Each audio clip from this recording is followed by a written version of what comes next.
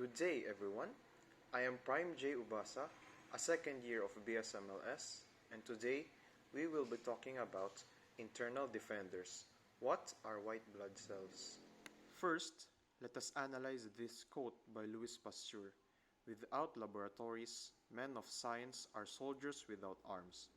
Truly, science could not advance without the use of laboratories. It is the source of our knowledge and information that is linked with science, from physics to chemistry and even medicine. Without laboratories, everything that we know in science are only mere hypotheses coming out from the mouths of some of the most intelligent people in the world. Nothing more. In this lesson, we will be discussing the different components of blood. First are the red blood cells. The red blood cells are also known as erythrocytes. They are the ones responsible for carrying and distributing oxygen to our body. They are bioconcave in shape with a central pallor of 1/3 the diameter of the cell. The pallor is the little dent we see in this picture. The red blood cell is 1 to 9 micrometers in diameter, and its main component is the hemoglobin. Heme meaning blood and globin, which means ball or spear. The hemoglobin is the one giving the famous red color to our blood. There are different disorders associated with erythrocyte. First is what we call anemia. It is caused by several things, mainly decreased production of RBC, abnormal production of RBC, increased destruction, and blood loss. Erythrocytosis is also a disorder where RBC production is increased and it may lead to blood clot in our body. Next, we are going to review the white blood cells. White blood cells, also known as leukocytes, are antibodies, the internal defenders of our body. As antibodies, they are responsible for keeping us safe from illnesses and by eliminating dangerous organisms from our system. They are grouped by nuclear structure, granulocyte content, or function. Like the red blood cells, leukocytes are made in the bone marrow. These cells can be found in the blood and lymph nodes. Some disorders associated with leukocytes are reaction and malignancy. Leukocyte reaction disorders can be caused by the leukocytosis, an increased production of white blood cells which is frequently a sign of inflammatory response, most commonly the result of infection. But it may also occur following certain parasitic infections. Leukopenia, reduced reduction of the VLUBC which increases the risk of infections. Malignant disorders also exist.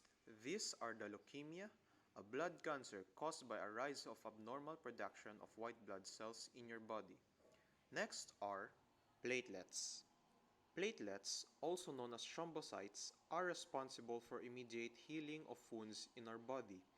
They are a small blue or colorless bodies with red or purple granules. It is 1 to 2 micrometers in diameter but show a wide variation in shape. Like the red and white blood cells, thrombocytes also have thrombocytosis in which too many platelets can lead to certain conditions, including stroke, heart attack, or a clot in the blood vessels.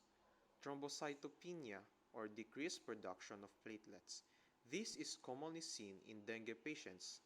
Thrombasthenia includes Bernard-Soiler syndrome, as well as deficiencies of platelet adhesion, aggregation, and secretion.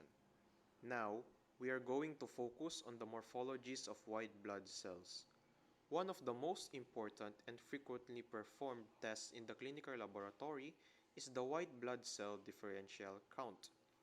This is often performed through the microscopic examination of a stained blood smear, where the relative percentage of the different types of white blood cells are determined. To perform a WBC differential count, you will need to be able to differentiate between the 5 major groups of white blood cells seen in the bloodstream. These are the neutrophils, lymphocytes, monocytes, eosinophils, and basophils. We will discuss a more detailed description of each of these in the next slides. The neutrophil. The neutrophil is the most abundant WBC in the circulation. It is a polymorphonuclear, meaning it has 2 to 5 lobes on a mature cell or sausage shape in the immature one. It has lavender granules and it is first to act in bacterial infections. Next is the lymphocyte. The lymphocyte is the second most abundant with a mononuclear, meaning one round or oval shaped nucleus. The lymphocyte has no visible granules. It is scanty and light to dark blue cytoplasm, and it is our main defender against viral infections. The monocytes. The monocyte is a mononuclear, kidney bean shaped WBC with a gray-blue cytoplasm and has a ground glass appearance. This is the biggest type of leukocyte and it is used to fight in some bacterial infections by the way of phagocytosis. Phagocytosis is the act of eating a cell as a means of defense or offense. The next cell is my favorite one to look at because it is the most beautiful one. The eosinophil. The eosinophil is slightly larger than a neutrophil, a polymorphonuclear cell that is bilobed and an orange granule in the cytoplasm. The eosinophil is increased in allergic reaction and is the first and main fighter against parasitic infections. The basophil. The basophil, on the other hand, is slightly smaller than a neutrophil. It is also polymorphonuclear, but segmented with irregular sized granules in the cytoplasm. The basophil is increased in some allergic reactions and releases histamine as a means of fighting an antigen. Now that we know the morphologies of white blood cells, we are now going to proceed with the procedures. To perform a WBC differential count, we must first locate the critical area. To locate the critical area of a blood smear, we must first focus the slide in high power magnification to the specimen.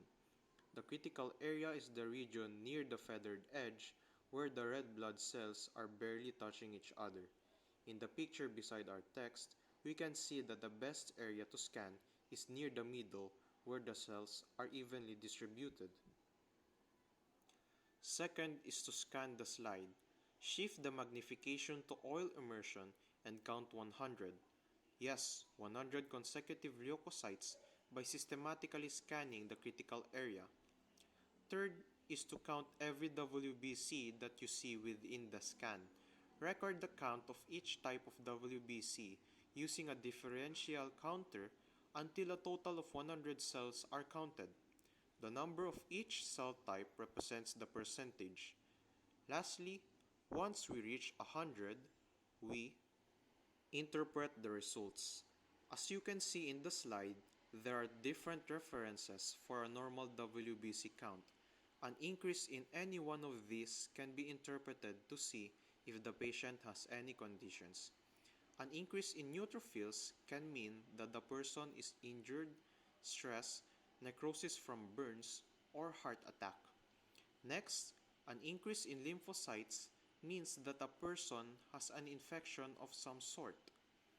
Next, increased monocyte means a presence of viral infection, such as infectious mononucleosis, mumps and measles, parasitic infections, chronic inflammatory diseases. Next, eosinophil increase most often indicates a parasitic infection, an allergic reaction, or even cancer. Lastly, an increase in basophil can be a sign of chronic inflammation in our body, or it can mean that a condition is causing too many white blood cells to be produced in our bone marrow. I hope that you have learned something in this lesson. Even though we do not have the chance to meet each other, I believe that we can get through this time of despair as we are confined in our own homes, denied of the chance to view and experience the lessons that give face-to-face classes its effectiveness. I surely hope that I have contributed in your knowledge and mastery on the basics of WBC morphology, as you and I need this skill in our work in the future. This is Prym Ubasa. Thank you for listening and have a wonderful day.